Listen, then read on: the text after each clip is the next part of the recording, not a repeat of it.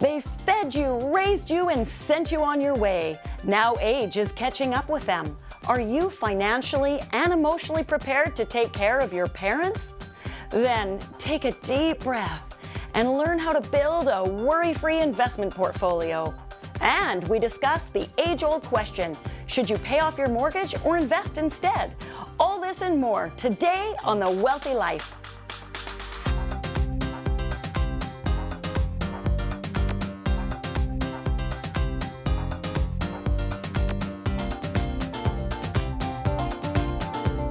Do you think having to care for aging parents impacts your own finances? Yes, I do think it would impact our finances just because of the sheer cost of healthcare and adding a new person to a single or dual income home, probably.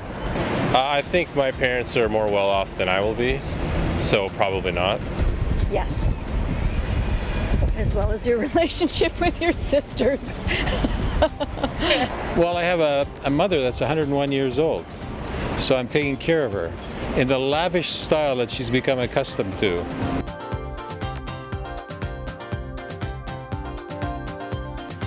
Today's guest is Neela White, a portfolio manager and a caregiver for her mom. Neela, welcome to the show. Thank you for having me today, Sybil.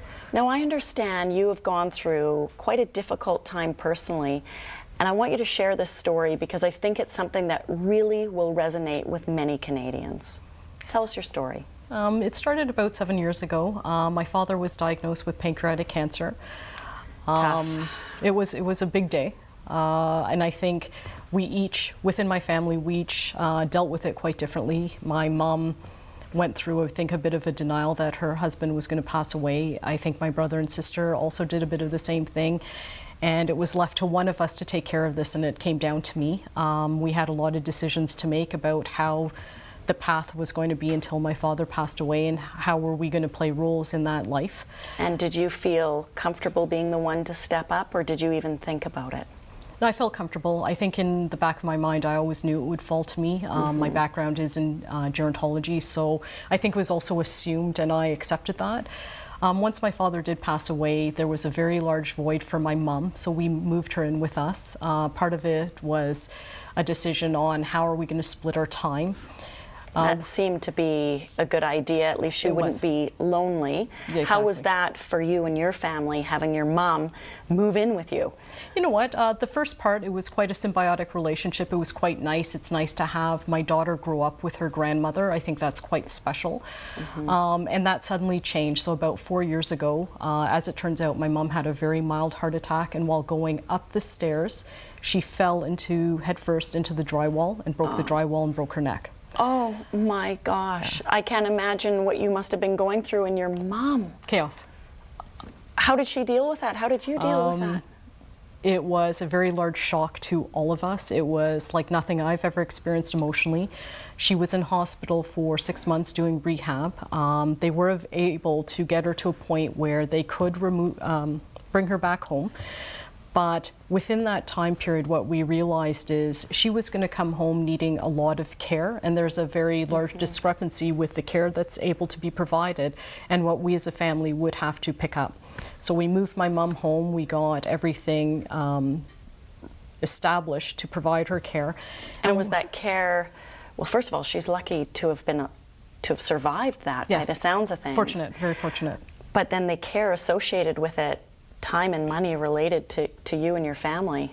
Yeah, it's been a very interesting path. It's one that I think all Canadians should be more prepared to think about what's going to happen. It could be something as devastating as death or severe disability, or something as simple with how do I start incorporating my parents' needs into my life? It was something that made me take a step back, made me start to talk to people, tell them my story about the stuff that you need to start thinking about, whether it be with your parents and having an open conversation with mom and dad, or having an open conversation with your own kids, because this could be at the drop of the hat, something chaotic can happen, and it's better to be proactive. Prepared. than reactive. You know, I don't know if anyone's ever truly prepared. I still am stuck thinking about what it was like when your mom gets back from the hospital and the amount of care and attention she needed from you and your family members. It was very disruptive. It was very stressful. You start to investigate what options there are for somebody to live with as much independence as they can. And that's when you suddenly realize, you know, the expression of it takes a village to raise a child. I think it takes a village to help parents. I couldn't do it by myself, and I thought I could. My mom came home, yes. I was her daughter, I was her power of attorney, and I was her caregiver as well. And I thought I can do this by myself until the point came where I couldn't be at work, I couldn't be at skating, and I couldn't be at a doctor's appointment all at once. You can't do it all. No. So what's the big question you think Canadians should be asking? I think a huge question is, what is the plan? And is your plan realistic?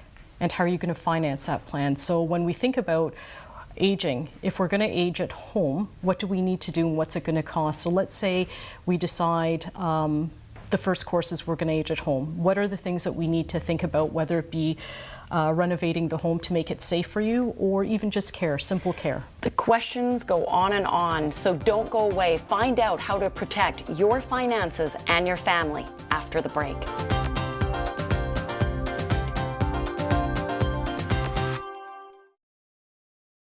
The Wealthy Life is brought to you by investment dealer Raymond James. Life well planned. See what a Raymond James advisor can do for you.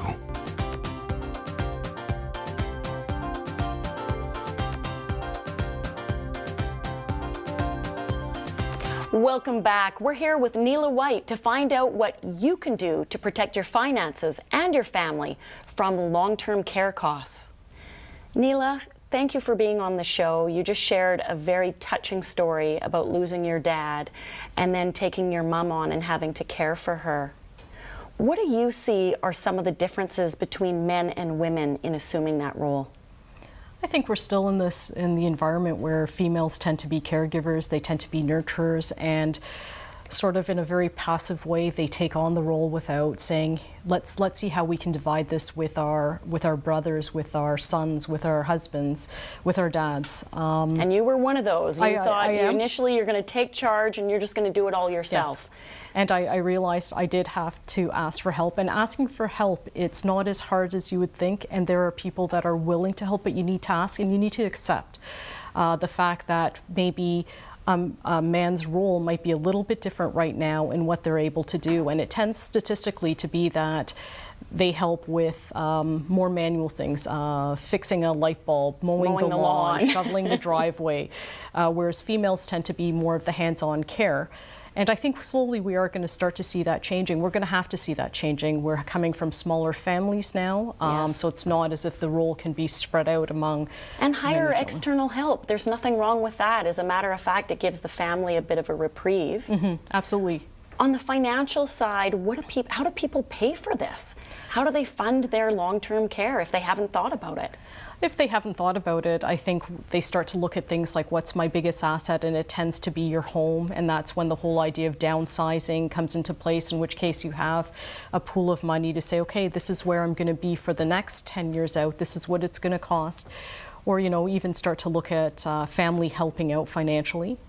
Yeah, and so for a lot of Canadians, if your parents aren't financially set, it may have a burden on your own Absolutely. financial plans and or lifestyle. For example, yes. having your mom move into you, your family then is helping to take care of her. Mm-hmm. These are all things people should think about well in advance. Absolutely. Now with women, they're extra exposed financially, it seems, because over the years, they take time off to have kids and maybe take care of their parents. Yeah. Is that a sizable amount? It is. Right now, it's still about 12 years of working life that women take out of their careers to both child rear and take care of their parents. So when you look at that, that's 12 years of income, 12 years of benefits, 12 years of savings, and also what we stop thinking about is how does that actually affect CPP? So all of these things, ladies, you need to either save more money or get the men to take the time off instead, and let's level this playing field. That would be helpful. Any final tips for people in this situation? Yeah, I would say take care of yourself. As a caregiver, take care of yourself. Discuss discuss your plans with your advisor, with your family, have an open conversation, and write it down somewhere. Writing it down is a great idea. Want to know the 5 questions you should ask your family? Contact us at thewealthylife.com. Neela, thank you so much for sharing your personal story with us today. Thank you. And stay tuned, because up next is the secret to building a worry-free investment portfolio.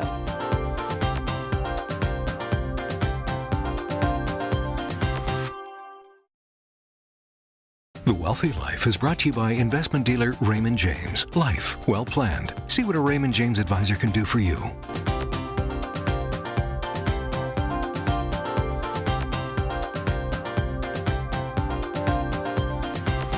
With us now is George McConechy and Scott McCartney, senior wealth advisors with a long history of helping Canadians build wealth for retirement income. George, Scott, welcome to the show. Thanks, Sybil, for having us. Great to be back. Well, I'm thrilled to have you back, because since you were here last, we had such an overwhelming response and request for your book, If Money Could Talk. Great. I felt like we needed to do a deeper dive into what you call the bucket system, which is helping Canadians make sure they have ample income during retirement in a worry-free portfolio. Exactly. I know, it's awesome. So before I ask you about the bucket system, Scott, what do you think is the biggest issues facing Canadians today when it comes to looking at retirement income for life? It's definitely inflation. And that has really been rearing its ugly head lately. And, you know, erosion of one's spending power.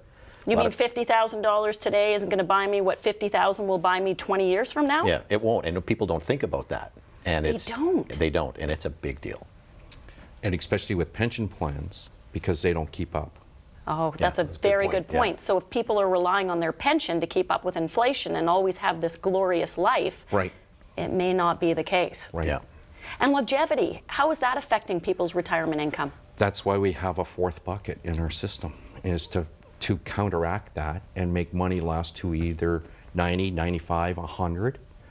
Did you know that a newborn today will last into their 110 years? I don't know if I want to live to 110. Ah, sure you do. As long Well, as it you- depends how healthy I am. I mean, Exactly. who knows? Yeah, And if exactly. I've got all my marbles, that would be good. Yes. Yeah. Mind you, if I lost my mind, maybe I wouldn't know. And as long as I'm happy, that's okay. I think that goes true for everyone. Yeah. Be So happy. you were jumping ahead to the 4th bucket. I got to bring you back here. Tell Yes. me about the bucket system. How many buckets are there and what is it? There's 3 in what we do is we take money that people need after a thorough discovery of what they want and desire and expect in retirement to spend on a yearly basis. Yes? So say they need 30 grand for the first year, we put 30 grand in a high interest savings account and give it out to them monthly. Okay, so bucket number 1 will have 1 year's worth of retirement income. Right. Yes. Just parked in a safe, high interest savings. You don't have to worry about it. It's Right. there. You're covered. That's your monthly paycheck. Bucket number Monthly one. paycheck, bucket number 1. Absolutely. What's in bucket number 2? Well, we're using a GIC right now in bucket number 2, okay? And that, you know, that's bucket number 3 is mostly fixed income, a little bit of equity sprinkled in, that kind of thing. We're trying to outpace inflation in bucket number 3. Oh, equity just sprinkled in. I like the sounds of that. Just a very small amount. It's just to keep up with inflation, 3 to 5% on a 3 to 5 year portfolio. Because It's we all we're know after. that high rate savings and GICs will not keep up with taxes and inflation over the long run. Exactly. Exactly. So what we've tried to do with the bucket system is help clients have a worry-free retirement Yes. and not worry about what their equity bucket does on a day-to-day basis, because 'Cause it you is need- volatile. And you need it. And you need it Yeah. to So last. it's kind of the catch-22. You need to have the equities, the stock exposure, and they can be good quality blue chip, diversified stock portfolio. Correct. Or funds. Or funds, mutual funds, a number of things, ETFs, but you need to have that exposure to equities You to do. beat taxes and inflation over the long run, to protect your lifestyle. Absolutely. So if you're retiring at, say, 55 and you live to 95, you've actually have more years in retirement than you do working. Yes, and people I don't think have planned for that. No. But yet, with equities, you have to be able to stomach it because the stock markets do go up and down. Right. Absolutely. And it sounds like your bucket system, if the markets go down, well, bucket number 1's going to take care of your first year. Bucket number 2 and 3 will take care of years 2 and 3. Right. Yeah. So why only 3 buckets before you get to the equity fourth bucket? It's 3 years, and the reason for that is that we find that market cycles are about 3 years. Okay. Okay, so people are drawing off number 1, bucket number 1, and that's their first year. Then they go through number 2 and number 3. If we go into a prolonged correction in the stock market or something like that, then we have 3 years to be able to take from these buckets, not their main portfolio. Which is great, because we know that if you have to sell stocks when they're down in value, you will lose money. Yes. You want to sell stocks when they're up in value. Exactly. Don't get caught in 2008 situation having to live off Unprepared. that. Yeah. Basically selling things at a great discount. So how do you then manage the fourth bucket where your stocks are? How often do you take the profits out of there? Right. So that's the magic bucket. And in my world, magic bucket. That is what makes me get up every day to go to work. Tell me about this. So with clients, we have a high water mark on that bucket. And once the market value goes beyond that, we skim some off and put it back in bucket 1. So and you're that could forced be, to sell high. We're forced to sell high instead of like normal Canadians, buy high, sell low. Yeah. we tend to try it the other way. That way we can make people's capital last way longer, and they can have a better lifestyle. They can give more to their children or to charity. Yes. At the end, whatever they like. But I think we've done our job to help them have a worry-free retirement, and that is key. And we're using market gains to fund these buckets. Yes. Which is great. So instead of your own money. Well, you don't want to do that. No. Yeah. And if you've got a $600,000 portfolio and need $30,000 a year of income, yes. Tell me how that would work. So you would have 30,000 in bucket 1. Yes. 30,000 in bucket 2. 30,000 in bucket 3. Okay, there's 90,000. So now There's your 3 years. now your fourth bucket is at 510,000. Yes. If the market goes up to 520, Yes. you skim 10 off, put it back in bucket number 1. Now, we know that the market goes up way more often than it goes down. Yes. So if you end up with 5 buckets, because we just keep skimming, Yes. and then the market goes way down, You're okay. No, but talking to the client, they might go, can we put some of that back in now and buy low? That conversation does happen. That happens. Yeah. And that is the best part of it. Well, we love skimming. We love skimming. Then you've always got money to take advantage of opportunities and protect your income. And to our viewers, do you want to learn more about the bucket system and other money tips? Email us, as we have a limited number of If Money Could Talk, the book that George wrote, available to give away. When we return, discover which is better, paying down your mortgage or investing in your future.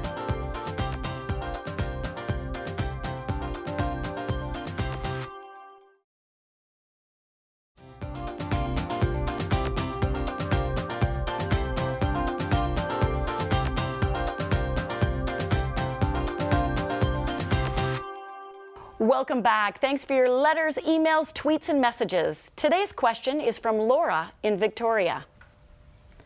Dear Sybil, I am blessed to own my own condo, but have an outstanding mortgage of $250,000.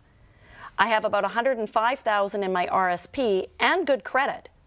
I am currently trying to pay down my mortgage so I can be debt-free in 15 years when I retire. I contribute 10% of my income to my RSP and have an additional $500 per month to either pay down my mortgage or invest instead. Which is the better option? Thanks, Laura. Well, Laura, congratulations. You are doing a fabulous job. Not only are you planning for retirement 15 years in advance, you're paying down your debt, you're saving for your future, so you're well on your way. Now, I hate to burst your bubble a little bit, but in order to be mortgage-free in the next 15 years, you would need to pay $1,000 a month instead of $500 a month. But that's okay. There's good news in this story. It's not always mandatory to pay off your mortgage by the time you retire.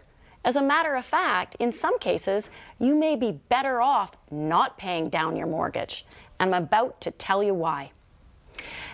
it really comes down to the difference in interest rate.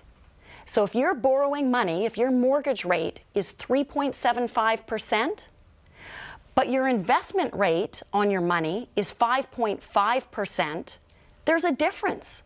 You're earning more investing than you're paying out to borrow. That difference can add up to big dollars, money in your pocket. So for example, if you took that $500 a month and invested it at 5.5%, in 15 years, you would accumulate about $90,000. Now that $90,000 could be used to pay off a big chunk of your mortgage at that point in time, or you may want to carry on and just leave it invested. Many people who don't have own their own home or have a mortgage are paying rent. You're not paying rent, and your mortgage payments could be much smaller at that point in time.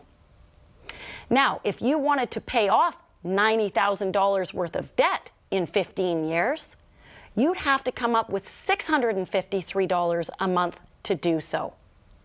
So $500 a month at 5.5% grows to $90,000. But paying down $653 a month for 15 years pays off $90,000. That difference, $153 in your pocket. So there's no guarantee on that rate of return. You do need to be comfortable riding through market cycles. So make sure you have a chat with your financial advisor to really make sure you pick the right thing. And that wraps up this edition of The Wealthy Life, helping Canadians make smart financial decisions. Go to thewealthylife.com to become a member and receive free exclusive access to Wealthy Life workbooks, calculators, articles, and more to help you make the most out of what you have.